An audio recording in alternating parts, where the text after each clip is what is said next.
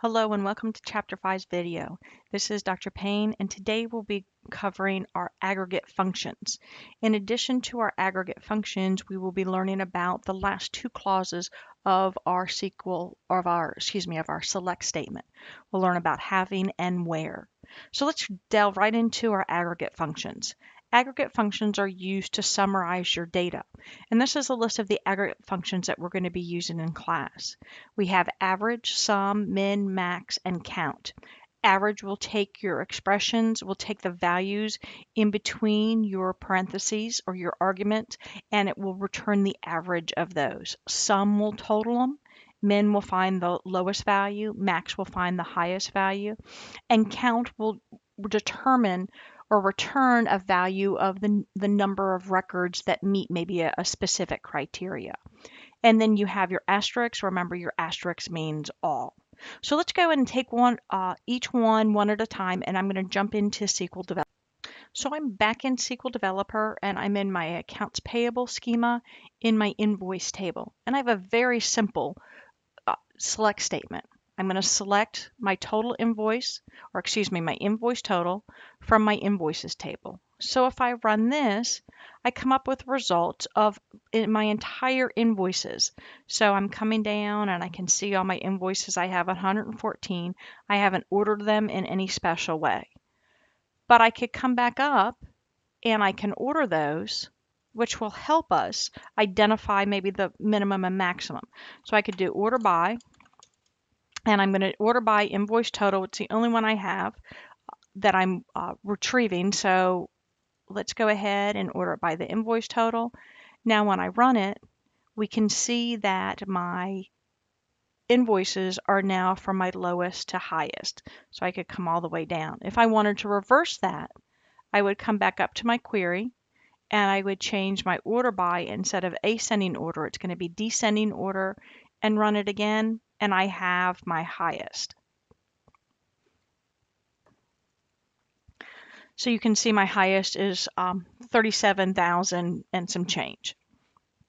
But I have all the rest of that data. I don't really want all the rest of that data. I just want to know what my highest and my lowest is.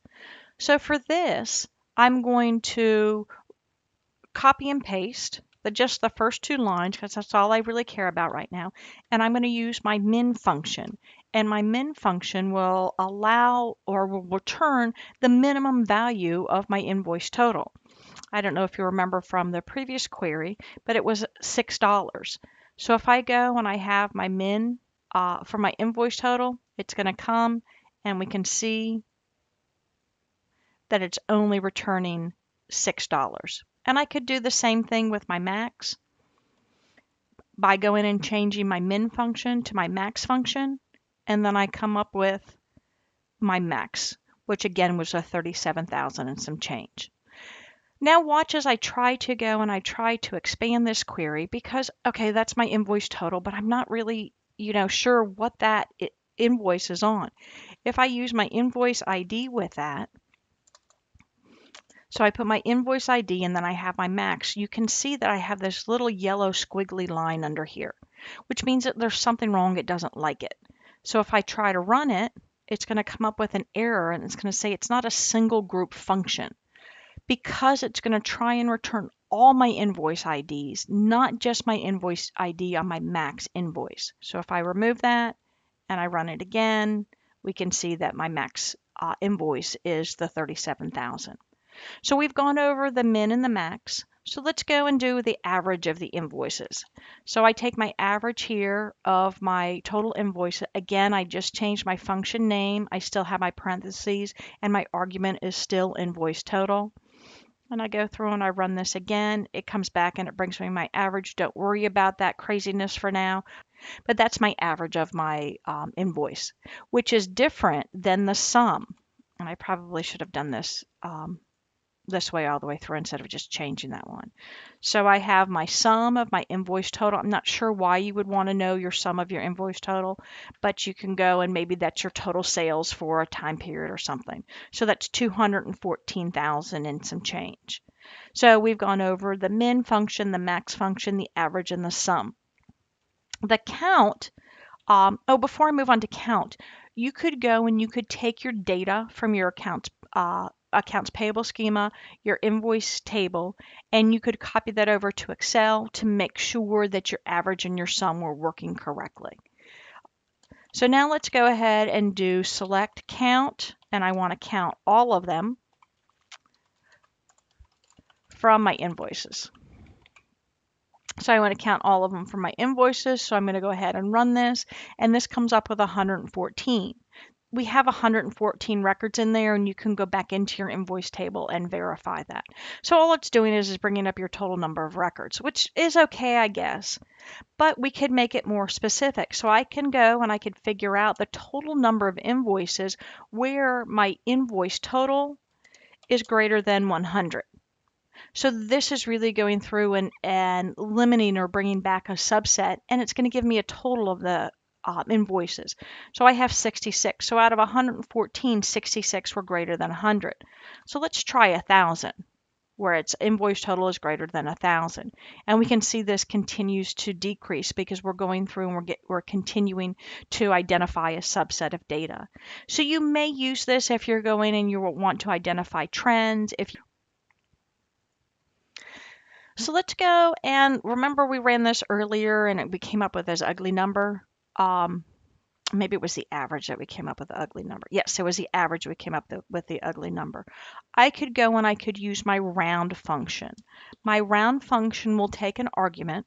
So what I'm doing is I'm putting round and open parenthesis and a closing parenthesis, and then my argument in there is the results of my invoice total, or excuse me, the average of my invoice total. So I'm going to go and I'm going to put my round function in there, and this should round it to the first dollar. It just rounds it up. If I wanted 2 decimals, I would come back in, and my second argument would be a 2.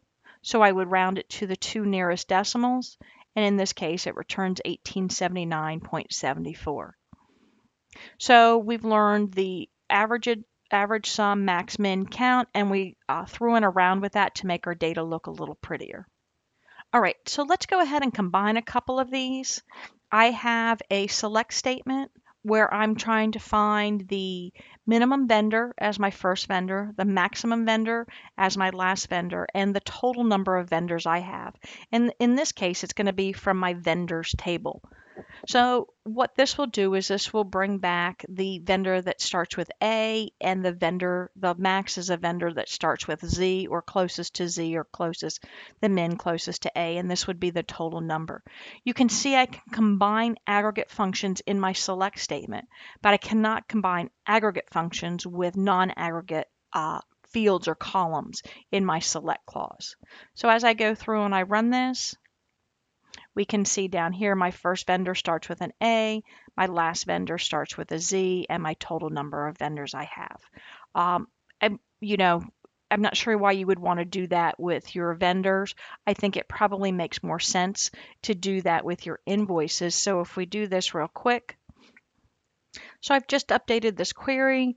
This would make a little bit more sense. My min, my max, and my count, all for my invoice total from my invoice table. So if I run this, I get my lowest invoice amount, my highest invoice amount, and my total number of invoices. So again, that's a way to go and combine your aggregate function. All right, so now we're going to move on to the last 2 clauses that we're going to learn about in our select statement, which is group by and having. So group by will go and will categorize your data and allow you to use your aggregate functions on those different categories. Having is to group by as where is to our select. So having will filter in or filter out our categories. Where will filter in or out our rows. And this is really important as you go through and you start using these. So let's go and let's do something that's a little bit more straightforward. And I'm going to bring my focus down. So I have a select statement here. This is the same as in your book. I'm going to select my vendor ID. I'm going to identify the average invoice total, and I'm going to round that average. I'm going to display it as average invoice amount. I'm going to grab these from my invoices and I'm going to group them by vendor ID. And this means that I'm going to group all of my vendors with the same ID together. This will allow us to identify the average amount the vendor is spending. And I'm only going to do it where my invoice total is greater than 2,000. And then I'm going to order it from my largest invoice average to my smallest. So I will be able to see very quickly who my vendor is that's ordering the most product from us. So let me go ahead and run this. And it says it's not properly ended. Okay, so my error came in when I didn't comment all of this stuff out above here. And above here is the syntax for it.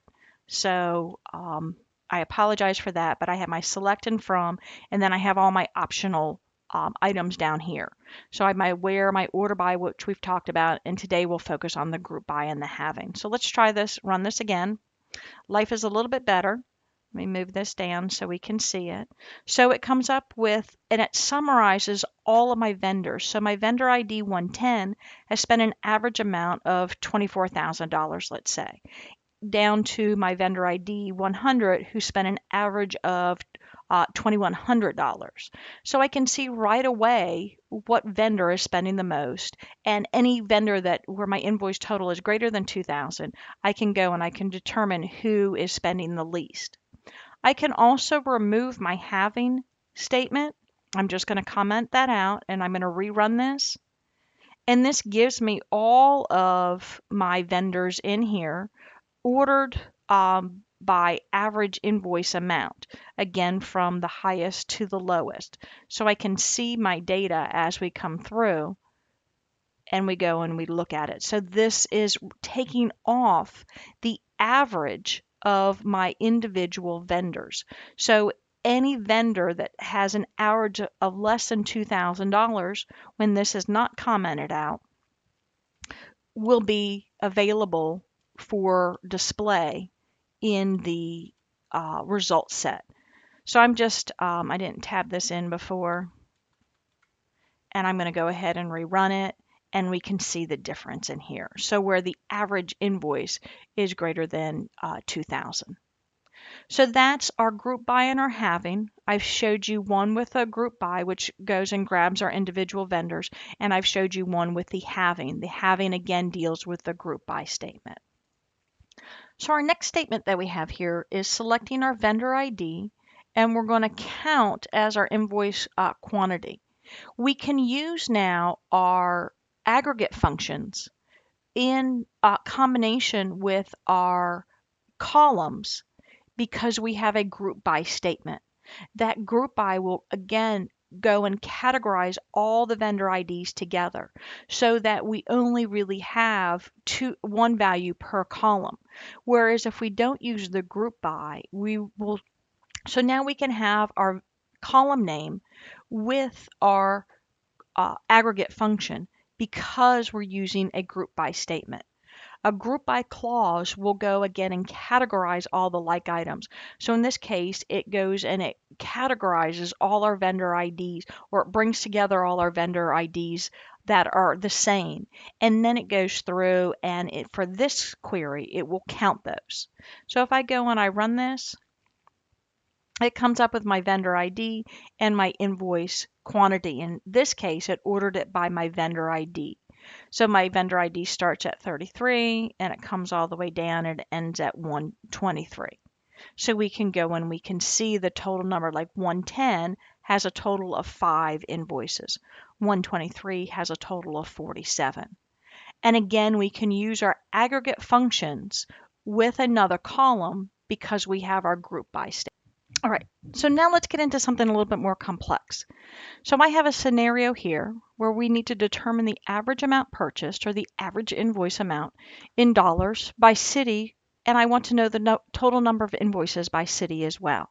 So again, we have to understand our data. So let's come up here and let's look at our tables, and we can see that our tables, we have invoices, and then we have vendor contacts, and we have vendors. So let's go into vendors. Vendors, we have vendor city, If we have a vendor, we're going to have an invoice associated with that typically. And we need to be able to go and tie those together. We tie those together with the vendor ID and the vendor ID. So the first thing that I want to do is I just want to pull out from my vendor table, I want to pull out the vendor city, the vendor state, and the vendor city.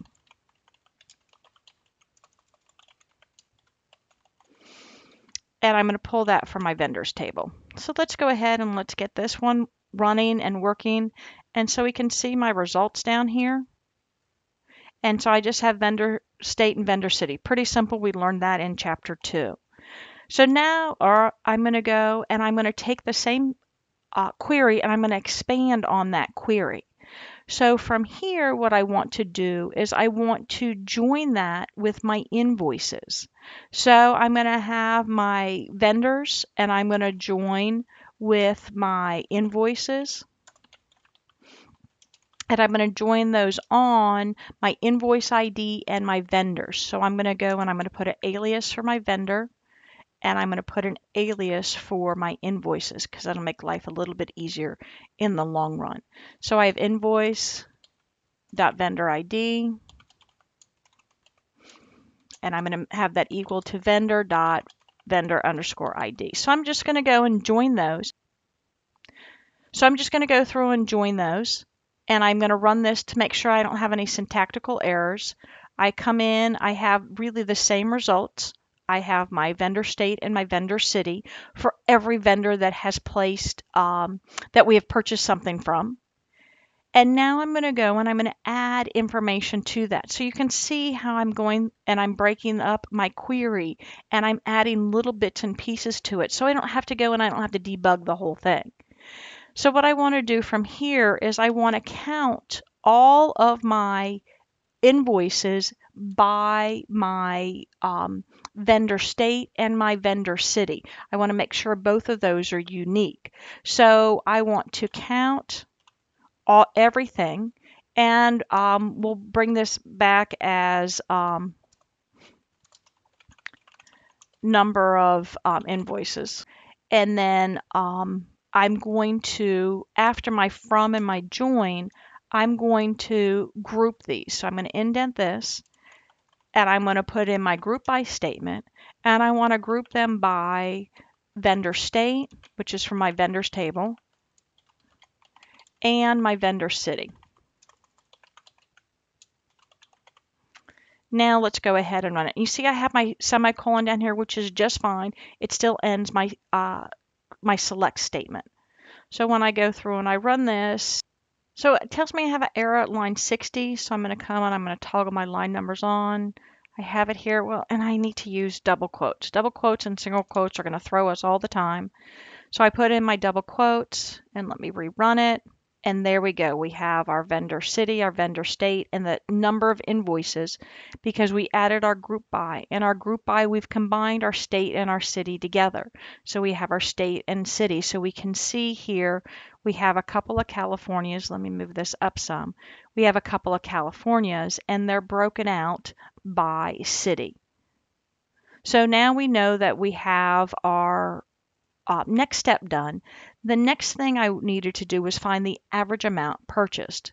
So I'm going to come and I'm going to take my whole statement, I'll copy and paste it so we can see how this grows. And from after my count, what I want to do is I want my average of my invoice total. So I'm going to do my average of my invoice total, and this is going to be for my invoice table. And then I'm going to have this be as my average invoice. I, again, still don't like underscores. So my average for my invoice table, I have my average invoice total from vendors. I'm going to join them, and then I'm going to group them by vendor city and vendor state. So let me go ahead and run this. So I can see I have my ugly, ugly numbers down here.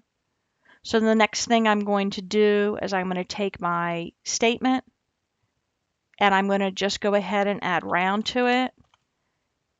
for my average, and I'm going to round it so that I see the first two decimal numbers, and then I'm going to rerun it. You see those little yellow squiggly lines? It's telling me there's something wrong, but there's really nothing wrong.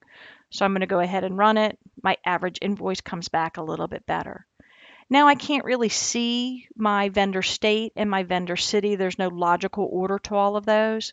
So the last thing that I want to do is I'm going to order by. And in this case, I'm going to order by vendor state and then vendor city. So my first column and then my second column. I'm going to go ahead and rerun this. And now my result set is a little bit better than I had before. Let me see if I can bring my query down so you can see it. So you'll notice that I went and I really created, let me get this into the screen. I created 4 or 5 select statements to really solve this problem. I could have started out with this last one, but I have a lot of information in there and it's too confusing. So if I step through it and I step through it slowly, I can make sure that I have one piece working before I go and I try to add some complexity to that. So that is using your aggregate functions with a join statement. Okay, so let's say that our last query came up and had too much information. We wanted to go and we want to just pin it down to California. So I've added a where clause to my statement. It's after the from and before the group by. And I just want to find my vendor states that are equal to California. This is going through and removing all of my records where my vendor state does not equal to California. And you can see down here that I have a total of 8 vendors. So I have the vendor state and the vendor city. They are grouped together because I group them together in my group by clause. And then I have average invoices. Well, I don't really care about these people that have spent less than, maybe $1,000. If I go and I add that into my where clause, where vendor state equals California and my invoice total is less than $500, that's per invoice. So I really want my average of this. When I run this, it should come up with an error because it's telling me that the group function is not allowed. Remember, an average is an aggregate function.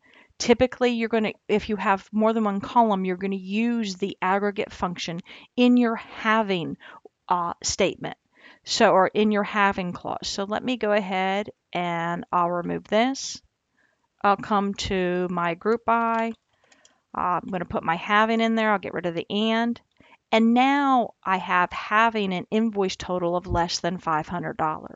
So when I run this, it just brings me back my average invoices. Oh, that's less than. I don't want less than. I want greater than. But this brought me back my average invoices less than $500. Again, I don't care about those 4. And so now I bring back the other 4 that have it greater than 500. So again, your having is with your group by, just like your where is with your select. Your where is going to remove records that are coming in. Your having is going to remove categories or groups. Again, both the where and the having are conditions. The results of those conditions should be true or false. And you can make these as complicated as you want them to be. You can see there's a couple more in your books that deal with dates, that deal with strings, but this is the gist of your group by and your having. If you have any questions on anything from Chapter 5, please post something on the discussion board, email me, come see me during my office hours, or ask during our weekly online sessions. Thank you.